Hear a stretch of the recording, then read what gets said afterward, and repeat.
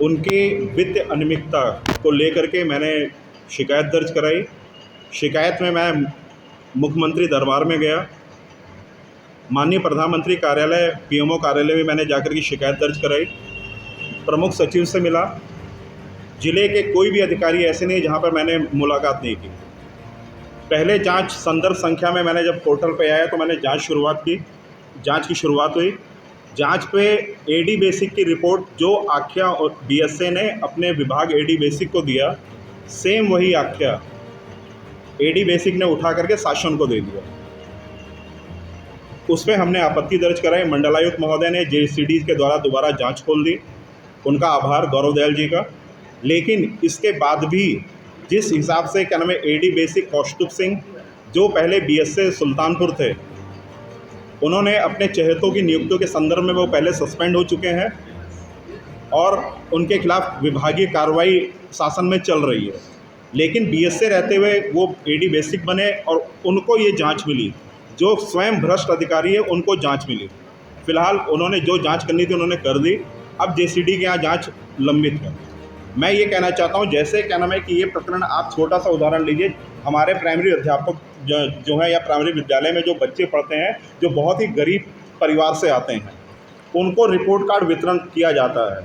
Report card वितरण जो है एक मानक के अनुसार होता है। जो शासन का जीओ है वो ये है कि रिपोर्ट कार्ड 300 ये पन्ने की मोटाई 300 जीएसएम होनी चाहिए, ये जो कि 150 जीएसएम है।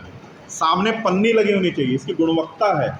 ये है लूट जिला बेसिक शिक्षा अधिकारी अयोध्या संतोष कुमार जी का। ये भ्रष्टाचार सबसे सीधे देखे, और ये इनकी चहेती फर्म है। यहाँ अयोध्या में कोई ठेकेदार नहीं है। ठेकेदार क्या नाम है कि जिला बेसिक शिक्षा अधिकारी संतोष जी के परिचित के लोग हैं। इन्होंने कहाँ टेंडर निकाला पता नहीं, कहाँ चस्पा हुआ पता नहीं। बाहर के लोग आकर के काम किए, यहाँ पे कोई फर्म नहीं थी जो ये काम कर सके। फिलहाल चलिए कहीं से भी काम हुआ, ये सबसे बड़ी वित्त अनियमितता। उसके बाद संतोष कुमार राय के लिए जिला अधिकारी का कोई पद मान्य नहीं रखता है। शासन कहता है, नियम कहता है, जो नंबर 1 है बिंदु संख्या, उसमें नियम कहता है कि जिला अधिकारी के अनुमोदन के बाद ही पैसा बीओ खाते में रिलीज़ किया जाएगा। 12 लाख रुपए हो, 84 लाख रुपए हो, इन्होंने बिना डीएम के अनुमोदन के 12 लाख रुपए सभी बीओ के खाते में कर दिया। जब ये डीएम नीतीश कुमार जी से अनुमोदन लेने के लिए गए, उन्होंने साफ मना कर दिया। बिना अनुमोदन के पैसा भी बट गया। कहाँ गया पैसा? हम नियम से बात कर रहे हैं। नियम कहता है कि ड्राइविंग लाइसेंस होना चाहिए तभी आप गाड़ी चला सकते हैं। गाड़ी चलाना तो सभी जानते हैं।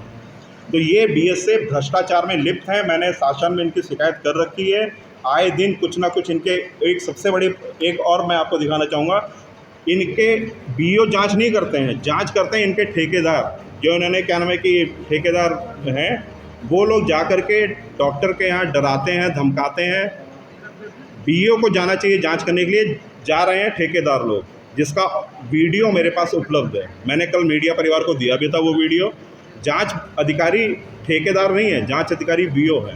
तो एक गोपनीय फाइल किसी भी अध्यापक, उस अध्यापक ने भी आज मोर्चा खोल दी, कल मीडिया में आकर के उसने अपना वक्तव्य दिया। तो यही नहीं, अभी एक महिला अमित की कर्मचारी था वहाँ पे बाबू पद पे, उसको बुला करके इन्होंने डराया धमकाया। जो मुझे एफिडेविट दे रहे हैं, जो मुझे सबूत दे रहे हैं, जो मुझे सब कुछ दे रहे हैं, उनको ये बुला करके डरा धमका रहे हैं। विद एफिडेविट वो लोग दिए हैं। यही नहीं, एक महिला को इन्होंने बुला करके डराया धमकाया, उसके हस्बैंड को। महिला ने चप्पल लेके इनको दौड़ाया था ऑफिस में।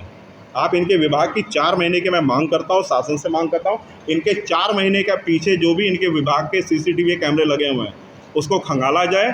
इनके ऑफिस में भी, एक बीएसए के ऑफिस में अयोध्या में लाठी क्या कर रही है? अध्यापकों से बिना टाइम के बुलाना, 4 बजे के बाद बुला करके उनका उत्पीड़न करना, ये घोर निंदनीय है। लेकिन उनका कहना है, आपके बीएसए का कहना है जी कि आप लोग मानक के अनुसार काम करते नहीं है, इसलिए मतलब इस टाइप के इल्ज़ाम लगा करके और मतलब लोगों का माइंड डाइवर्ट करके इसलिए ऐसा कर रहे हैं। पहले ये बताना चाहूँगा, मैं ना कोई मैं अध्यापक हूँ, ना मेरे परिवार में कोई अध्यापक है। हो रही है राहुल, हाँ, राहुल प्रजापति की वो तो राहुल प्रजापति वो अपनी शिकायत वो करें। ये मुझे शिकायत जो भी मिली है मुझे कई विभाग के कई लोगों के द्वारा मिली है। इसमें एक वित्त लेखाधिकारी यहाँ पहले जो हुआ करते थे, उन्होंने एक फाइल स्वयं आज तक साइन नहीं की है, लेकिन पैसा जीएम पोर्टल वो पैसा अवमुक्त हो चुका है। और यही नहीं, कई बिल ऐसे हैं जो इसमें संलग्न है, कई बिल ऐसे हैं जो जीएम पोर्टल पे नहीं है। 49,000 का एक बिल बीएसए साहब को खुद नहीं पता है कि वो पेमेंट हो चुका है, पेमेंट बीएसए साहब ड्रॉप कर चुके हैं, लेकिन वो जीएम पोर्टल पे ही नहीं है। तो ये वित्त नैतिकता नहीं तो फिर वित्त नैतिकता कहते हैं किसको है? यही नहीं, जैसे अब आप ऑडियो में क्या नाम है कि सुना दो, जो इन्होंने 2,40,000 रुपये आपने बताया, जो 2,40,000 रुपये एक अभी 2,40,000 का भी प्रकरण है जो राहुल का है, उसका ऑडियो मेरे पास आ चुका है। क्योंकि मैं बिना एविडेंस के किसी को भी कुछ नहीं देता हूँ, किसी भी मीडिया परिवार को मैं कभी कुछ नहीं देता हूँ। पहले सबूत अपने पास लेता हूँ, फिर मीडिया को देता हूँ, जो आप लोगों का जियो कहता है।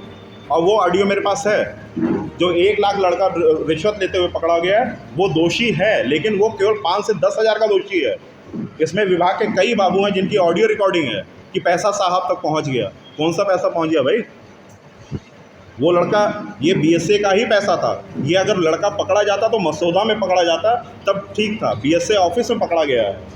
एसटीएफ अगर उठाइए विजिलेंस तो एसटीएफ, आप ये बताइए, बीएसए ऑफिस में एक सबसे गंभीर प्रकरण मैं आपको बता रहा हूँ, सुप्रिया वर्मा हत्याकांड हुआ, आप लोग जानते हैं, सभी मेरे मीडिया परिवार सभी लोग जानते हैं उस चीज़ को, सुप्रिया वर्मा हत्याकांड। उसके बाद एक परवेश सस्पेंड हुए, वो बंदा 2 महीने में बहाल हो जाता है।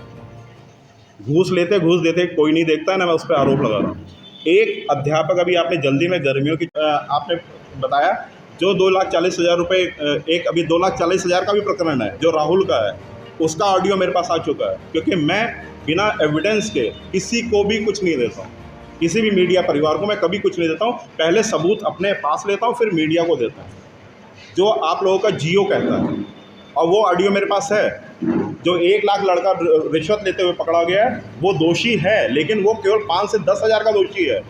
इसमें विभाग के कई बाबू हैं जिनकी ऑडियो रिकॉर्डिंग है कि पैसा साहब तक पहुंच गया। कौन सा पैसा पहुंच गया भाई?